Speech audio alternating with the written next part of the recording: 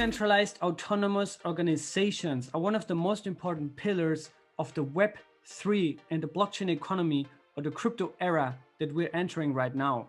And I'm extremely excited to be talking today with Elena, who is the co-founder and CEO over at MetisDAO. And MetisDAO is the next step in the evolution of DAOs because it implements different game theory, different economic incentive structure, and just overall a completely different model, also with reputation mechanisms. So that's one thing. And the other thing is that they're also implementing their own version, which is in-house developed, of Optimistic Rollups, right? And if you're familiar with Ethereum and the scaling debates there, Optimistic Rollups are one of the most predominant and hottest scaling solutions right now. It's also going to come on Uniswap and on Ethereum. And lastly, we're also talking about some ways how you can get involved into this project. They also launched an ambassador program, which, by the way, I also applied and got accepted for. And also lastly, quick disclaimer here, I'm also an investor into Metis. And that's why I also have a personal interest that this project will succeed. But having that said, I really hope you watch this entire video in full length, because it's really, really valuable, everything that Elena is saying and that we're talking about. Over the next weeks, we're going to have more and more videos around Metis as well. If you have any questions, reach out to me on Telegram, join my Telegram group as well, which I just launched. And yeah, now let's jump into the video. All right, let's go. So I'm joined today by Elena, who is the CEO and co-founder over at MetisDAO. And it's a project I recently also joined as an ambassador. So I'm also personally very excited to cover more about what you guys are doing in the DAO space, these decentralized autonomous organizations. And you guys are trying to bring that now to the next level, also by implementing layer 2 solutions. So we'll also be talking today about Optimistic Rollups, which is also a very hot topic this year around the Ethereum community. But before we get into how you guys aim to do what you do and where you want to go this year, first of all, thanks for taking the time today, Elena. How is everything going in Toronto? Thank you so much. Thank you for inviting me as well for this. Toronto is awesome, still in a lockdown. We cannot go anywhere, and the weather today is pretty gloomy, but everything else is pretty good. We just launched our test net. We had yesterday we checked 430 new companies created on our test platform. So that was pretty exciting. So all good. Amazing. Yeah, that's really cool. I'm really, really looking forward also to track what you guys are doing now, also with the approaching of the sale and of the launch. But we'll talk about this later. Maybe first of all, you can give a bit of context around yourself. I know that you've also been co-founding Crypto Chicks, which focuses on basically building a network between women in blockchain.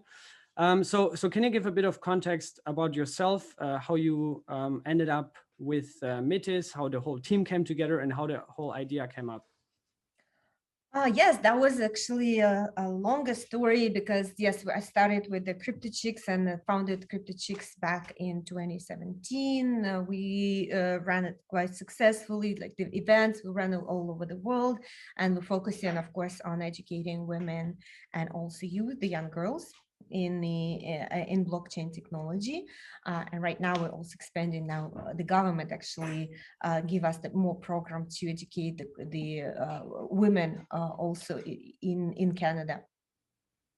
And Crypto Chicks is right now operational in 56 countries, so very happy about that. And actually with the Metis co-founders, with the Kevin and Yuan, we met when I was on one of the Crypto Chicks projects together. And so that's where, and that was back in 2019 that we came together, and we started working on some ideas about the token economics. There was a Token Economics Institute at the beginning, and then of course we were always passionate about blockchain technology, but the blockchain technology is not as usable because the technology is not ready. So we always was like, how do we onboard the, you know, people who are outside of the blockchain bubble to use blockchain? Because honestly, if you're not aware about private keys, the MetaMask wallet, so it's not possible for you to use the blockchain. And majority of the blockchain products are all still around the, you know, crypto. Right. So, and then, yeah, so the blockchain technology is like for the traceability, mutability, it's not used as much. So we were coming up with ideas, and that's the idea of the Metis came up at that time, and we started working. But for that, we needed a great base, and that's the layer 2. Our layer 2 idea came up. We tried many different things, worked with the, you know, scientists, tried many algorithms. So yeah, and finally, and we were self-funding up until the last December. So we, Kevin, Yuan, and I, so finally we raised seed funding in December, and then the private round, of course, developed all the token economics of the project. And that's how we started. Basically, now we, you know, very successful. After we raised money, we were able to start development, and it was really fast. And we developed the delivered testnet this week, so on Tuesday, which was April 7th. Mm-hmm. Yes, so that's how we came together, and that's how we started working together. That's amazing, yeah. And I really like what you said, because I think also in 2017, when you started also with Crypto Chicks, back then it was purely speculation on price, right? We didn't really have DeFi, right? We couldn't generate cash flow, no yields, right? The governance structures in certain projects have been very immature and untested. And I think one key difference between 2017 and now is basically that now you actually have users, right? Real users who actually want to use those products. And that goes way beyond just speculating on the price of a coin, right? But yeah, really interesting. So can you explain a little bit more about, especially for those who are not really deep into crypto? And I know there's a lot of people right now that are just interested in crypto, you know, for the first time, so they don't even know probably what a decentralized autonomous organization stands for, what it is. Can you maybe expand on DAOs in general, and also what basically the main problem would be, if you could nail it down, that Metis aims to resolve? Mm-hmm. Of course. So the DAO, so we have our own concept of the DAO, because right now, so the DAO that we know of, and majority of the DAOs that are created, they're created like, you know, kind of like an organization, and the main mechanism they had this voting, right? So, and this is not our understanding of DAO. Our understanding of DAO is actually collaborations via blockchain. So, and we take this individual's interest on what individual has the interest in that, you know, big collective, probably of the DAOs. And that's the whole idea of Metis platform when we are bringing like any person that comes to the platform, they can, you know, create a company and then manage this company, and also do the business with other organizations and other companies and other individuals on a platform via blockchain, right? On the blockchain rules, right? Because the trust is not an issue anymore on a blockchain, and that's what the DAO is, these collaborations with a trust. So that's what our definition of the DAO. So you're basically, you're not just trying to provide a framework, but you're also focusing on the individual. And I also know that you guys have something that is called a reputation mechanism, and we'll talk about this a little bit more later. So I think we can go a bit deeper there. Yeah, that's really cool. And also you were mentioning about companies. What do you mean exactly by that? By company, yes. So when you do the business, you know, with someone, you can represent yourself as a company, right? You come as an individual, so you have your own company, right? So you don't, of course, you don't need to register it with the government, you know, or anyone, but on the blockchain, you will behave as a company, right? And that's what decentralized company is. That's what basically decentralized organization is. You know, that's you as an individual, you are the decentralized organization. And of course, if you bring participants in your company as well, you know, your team there, you are decentralized company, decentralized organization, and that's what the company is. The problems that we are that we are solving is the usability, of course, too. So for people who are outside of the blockchain bubble, who never knew about the MetaMask wallet, for them to be easy to come and create such companies, like in one click, right, and do the business right away. So that's what Metis platform is about. But our main product right now, of course, is our layer 2. It's our Rollup that we're very proud of. That is showing a very great performance right now in the testnet. And that's a fantastic transition. I'm actually going to share my screen here real quick. Because I have you guys. I don't know. Did you make that table in house, or did somebody else make it? But you have this overview comparing the Metis Rollup with Optimism and ARBITRUM, with some key metrics and indicators. Maybe you can explain that table a little bit, and also explain, well, first of all, maybe explain what rollups actually are and do, right? And then second, how the Metis Rollup is better or compares to Optimism and ARBITRUM. And what would be the key, features or benefits? Key features, yes. Of course, the rollup mechanism. So this is basically a sidechain. So you can think of it as another blockchain on top of, let's say, Ethereum blockchain, which is layer 1, and that's why it calls a layer 2, with its own, consensus mechanism, with all its own transactions. So the difference is that transactions that are getting settled in Ethereum, like on a layer 1, all in one batch. So yes, you get a lot of transactions in the layer 2, and then in one batch they settle into the layer 1, and that's what layer 2s are for, to increase the scalability. It means that the speed, the transactions processing, and also to lower the cost, because the cost of, if you take Ethereum for an instance, you know that the gas prices are really high. Like to make any transaction right now, you have to pay in somewhere, from 15 to 30 to even like hundreds of dollars right now per transaction, depending on how busy the network is. So the rollups aim to solve that problem of the layer 1 blockchains. What our rollup is different is so we're solving some key issues related, of course, to the scalability. And for example, right now for the rollups that probably will find the most popular, the Optimism, ARBITRUM, is the validation time. It means that how much time it takes to validate all the transactions so they could be settled on a layer 1 on Ethereum. Right. So, and the mechanism that we developed right now, so we're using so the term sequencers, I don't know if I'm getting probably too technical. So let's say that this validation in Optimism is happening up to 7 days. So in 7 days, this can settle the transactions after it's created in the layer 2. So we shortened this period to 2 hours, right? So 1 hour, after 1 hour can be settled into Ethereum. So you can read our technical paper on the website, MetisDAO.org. You can have more details about it, but this is what our key feature, kind of like the settlement time.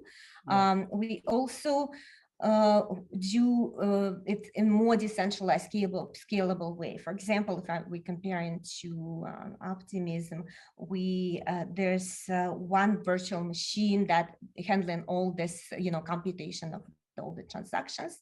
So for us, it's actually we provide more decentralized model. This is will be the multiple VMs. When each DAC created, they will have its own VM to process, right? So the computational power. So that's and it's going to be decentralized. Let's say that right now, 430 test DAOs created on our testnet, so it's 430 VMs. That's and then it's decentralizing again the processing of the transactions. So Metis is also able to offer its applications and users enhanced privacy in through IPFS. As well. So this is the files that people will be able to store their files, and the files are stored on IPFS. And they know that the storage and the computation power is also separate. So these are the two separate things that we handle in our rollup. Again, all the details in the technical paper. If you have any questions, of course, you can ask me, and you probably have my contact in there, so we can provide more details on how exactly we do it. Plus, we're using a microservices framework. It means that we can hook in a different services. So there's a rich functionality there. So for example, and this is already embedded this functionality into the layer 2.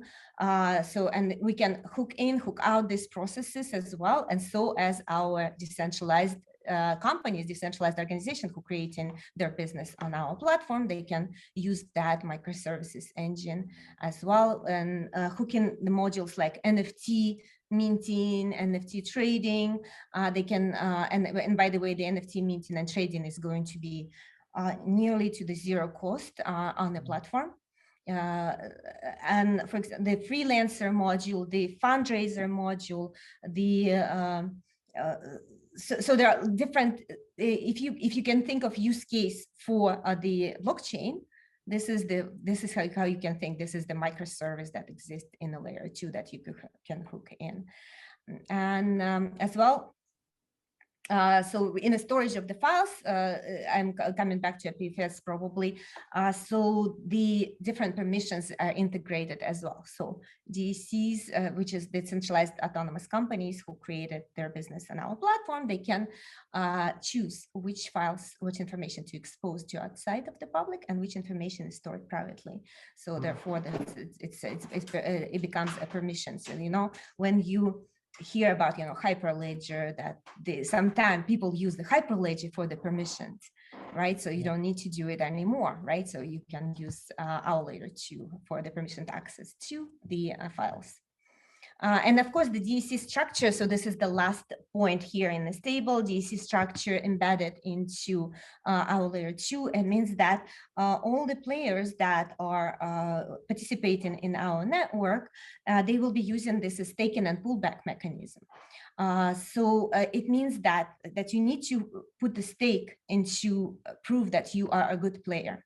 Right, and that's how we distinguish good players from the bad players. And the stake is the two components. It's a monetary stake, plus it's also your reputation stake.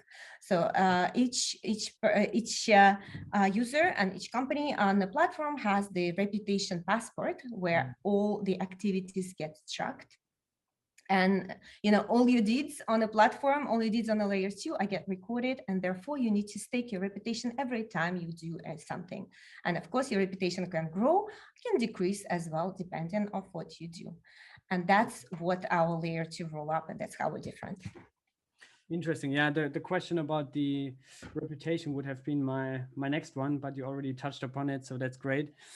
And for those who are not really familiar with it, because I think it's actually a big deal that you're developing your own version of optimistic rollups or rollups in general, because actually Uniswap and also Ethereum are both going to implement optimistic rollups. So I think it's a pretty big deal and also very impactful for the entire DeFi space. And I'm personally also anticipating that those hybrid, maybe those hybrid solutions also turn into longer term scaling solutions, because I think maybe you can talk some numbers, but maybe what I've heard is that it can scale up to 100 times faster, right? Is that correct? For sure, yes. So you can see that our test network, if you go to alphatest.metisdao.org, you can see the speed of the transaction processing in there. And this is just a test app. This is not a ready to go platform. This is a test app that's sitting on top of our layer 2, and you can see the speed of the processing in there. Yes, of course, the performance increased dramatically. Yes. And so as cost, right? So this majority, the cost of the transactions. Yeah, because I remember like the first DeFi summer that we had in 2020, it was actually still like feasible to transact, to swap, to provide liquidity, to conduct any governance stuff, right? Also through other projects like MakerDAO, but now it's impossible to use. It's just crazy. I mean, it's very Yeah. expensive and it's very slow, right? And that's not sustainable. Yeah, and that's what we actually faced this problem when we were designing about it. Remember I told you that we have multiple VMs, right? So that's the one VM per, and that's the bottleneck is the VM, right? So it's the computational power that is, as you know, that's how much you only limit it. So and eventually it's become the bottleneck. Right, so that's why we're using multiple VMs. We're also using the, the rangers, the sequencers. So again, all the details in the white paper, you can read that. Yes, so it was possible. We were thinking for a long time on how to do it, and then we came up with a solution that actually works. Amazing. Yeah. Okay, that's great. I also like that you didn't go too deep into it because my community, we're not that technical. I think you brought it, you explained it very, very nice. So thanks for that. Let's move on to a completely different angle. And that is that you have a partnership with CASPER Network, right? And CASPER is also very hot projects. Obviously right now they conducted one of the largest and craziest token sales in the crypto history, I guess. So can you elaborate how closely you're collaborating with them? What's the relationship here? Are you going to deploy Metis also on CASPER, and what's the game plan here? Yes, so of course CASPER is a different project from us, and right now our layer 2 is based on like a settled transaction on Ethereum, but it is portable to other blockchains such as CASPER, for example. And we're working right now with the CASPER team to settle transactions also on CASPER once it goes live, right? So right now it's a testnet, but yes, we started working a while ago and with the concept, and Meta is one of advisors on our project. So Meta Palikar, so she's the CTO of CASPER Labs, and she's our advisor as well. And we even set up the joint company. It's called the Lab Transpiler Labs, so to jointly develop the market and use cases and technical support for our co-joint ventures, because what we have in common with the CASPER Labs is this approach to a business. So we provide services to businesses as well, not only to people. We provide services to people, but CASPER is more focused on the enterprise, on the business, and that's where our touching points are, and same the reputation power as well. So they are really big on tracking the reputation power, and that's some of the synergies. So yes, we are meeting with their technical teams. I know their technical team for a long time now. Yes, so we working together on moving this Transpiler Labs further. Talking on working together, what are some other partners that you're working with? You also said 430 companies or individuals basically created DAOs. Can you talk about the partnership landscape, about your partners in the crypto space, and what you so far? Right. Yeah. Right now we have our the biggest partners that we have. These are our investors as well. So we also right now, but we focus a lot because remember I said that we focus a lot on the individuals, right? So on how individual on the platform can create their own business. But yes, right now we have, like, for example, TFG is our partner, one of our partners that we're working very closely. So we are also onboarding now NFT companies, because right now we have lots of NFT companies that come to us that would like to create business, the NFT business, for the service that we provide for very, very low gas fees, NFT minting and trading. So these are the partnerships that we are creating right now and working with them together to so right now, before the announcement, I cannot kind of like disclose this information yet, but yes, because we are very selective of who we can onboard right now, who we can cater. So individuals, we can onboard everyone right now, but with the companies, we are taking it one by one, right? So very probably bigger partners that we would like to cater to first, and then expand more into the whole ecosystem as well. So if you're interested in partnering, even like on the NFT world, NFT field, yes, please contact us for that. We have on our website, metisdao.org, we have the application form for the builders who would like to build on top of our layer 2. And these are the partnerships that we're creating right now. Amazing. And also I can recommend anybody who is really, really interested in that to also apply to the ambassador program. It's a good thing, you know, to also build a team of basically, individuals who are just interested in those kinds of things to, work closer together and learn more insights and demos. And you launched a lot of cool stuff also. So I'm looking forward to play around with all of that over the next few weeks. And I think also we'll have more calls over the next few weeks and more videos together, so we can also share some different angles on the project and also progress. I have two last questions before we wrap it up. The first one, and now I know, like in a bull run, right? That's always the the main concern for the crypto community. When coin, when Binance, when public sale, right? So can you talk about, first of all, before we go into any public sales and all these kinds of things, talk about the utility of the coin that you're launching and why it is, why it's there, basically, why it's needed. Yes, so our users will need to hold and stake Metis token to activate Metis virtual machines, so basically to create their own company, their own DAC on the platform, and they also to stake Metis token to build up collaborative relationship with anyone else. Even they don't know each other, they don't have trust into it. So this is kind of this token is the trust that they stake. And also on the Metis layer 2, it's not operating at zero cost, right? So it's close to zero, but not zero, but it will be the way to, it's way lower than Ethereum mainnet, for example. So the cost here is the gas cost charged in the Metis token also, it will be the fraction of the token, of course, when user needs to use the Metis virtual machine to run a smart contracts. Yes, and now our layer 2 is fully compatible. So if you know already smart contracts, and you can also deploy them on our layer 2 as well. And this is the gas cost that's going to be paid in Metis token for our layer 2.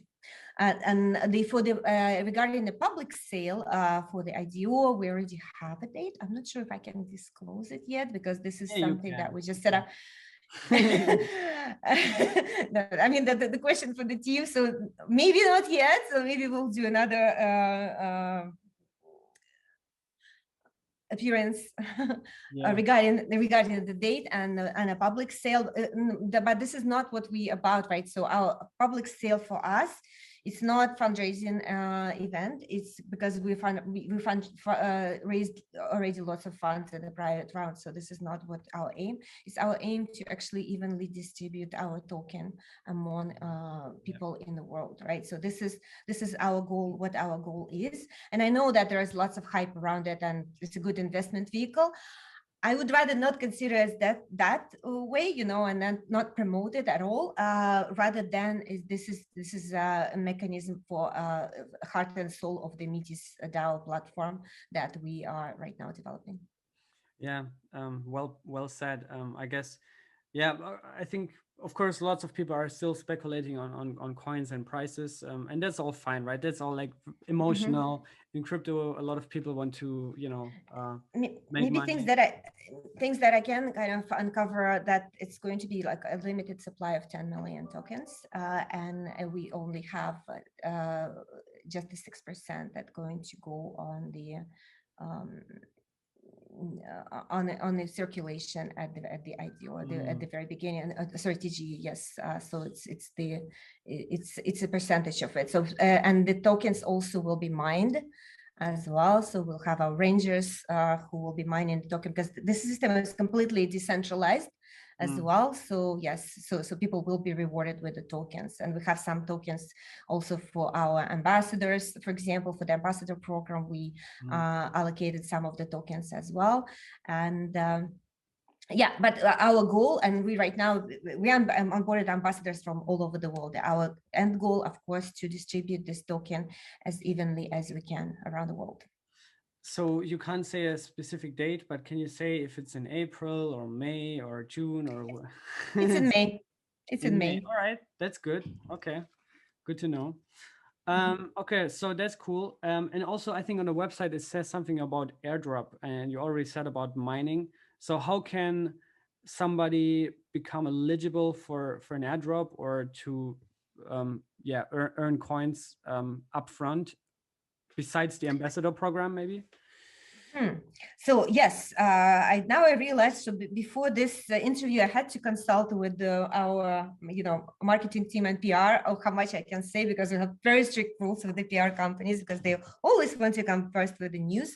Anyway, so yes, we have a big community building event upcoming, which involve airdrop, which involve the NFTs mining. That this is probably how much I can disclose without getting in trouble. So yes, so it's coming up. Watch our news, watch our website, subscribe to our newsletter. It's metisdao.org. There you can find, you have to scroll all the way down to the website to find the subscribe button, but subscribe for the news to be aware first. Yes, and of course, our first users will get excellent benefits because this is how we want to award our early adopters of our platform. And yes, so and yes, also maybe that I uncover, we will have this earning, and so people will be able to earn money with this exercise, with a team building exercise. Amazing. With a community building exercise. Yes. Yeah, it's really cool. And you guys are already pushing it really hard, really trying to make sure that everyone hears of this before it goes live, to give everybody also an equal chance to get involved early on. So that's cool. And yeah, I guess we can wrap it up for today. Maybe if you have any last word to say or anything that you find important, you can also do that.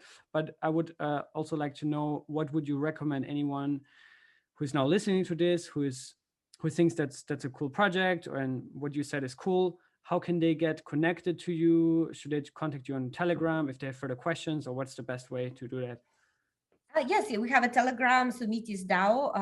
You can search on Telegram. You can follow us on Twitter. We Twitter a lot, and all the news you're going to learn from there as well. So also MetisDAO on Twitter. You can go to our MetisDAO.org website. Subscribe to the news, and also from the MetisDAO.org, you can go into our test DApp that we provided for you to estimate the speed and the easiness of using the network. This is not a future product at all. This is just a test DApp that we put on top of layer 2. But you can, all the transactions are settling to Ethereum every hour, so you will see the speed and everything for yourself. So MetisDAO.org. Our website, MetisDAO, our Telegram, our Twitter, and you can also find us at the same handle on Medium as well. So yeah. All right. Yeah. Also drop the links down below. And also, since I'm an ambassador now, people can also just reach out to me, right? Like, yes, definitely. That's the yeah. I should definitely learn more about all these things, and also play more around with the demo, so that I'm also able to answer questions directly myself, also through my Telegram group. Yeah, so yeah, again, thanks for your time today. Love keeping in touch with you, and yeah, we'll see you soon, I guess. No problem. Thank you, Cryptocito.